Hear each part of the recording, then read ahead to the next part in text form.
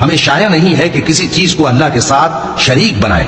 یہ اللہ کا فضل ہے ہم پر بھی اور لوگوں پر بھی، لیکن اکثر لوگ شکر نہیں کرتے. اے میرے قید خانے کے رفیقو، بھلا کئی جدا جدا آقا اچھے یا اللہ جو اکیلا ہے سب پر غالب ہے؟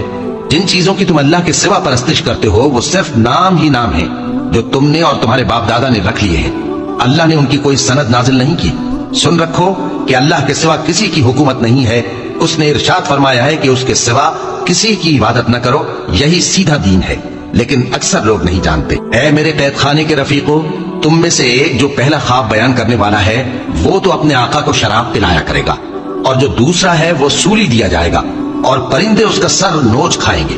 جو بات تم مجھ سے پوچھتے تھے وہ فیصل ہو چکی ہے، اور ان دونوں میں سے جس کی نسبت یوسف نے خیال کیا کہ وہ رہائی پا جائے گا، اس سے کہا کہ اپنے آقا سے میرا ذکر بھی کر دینا.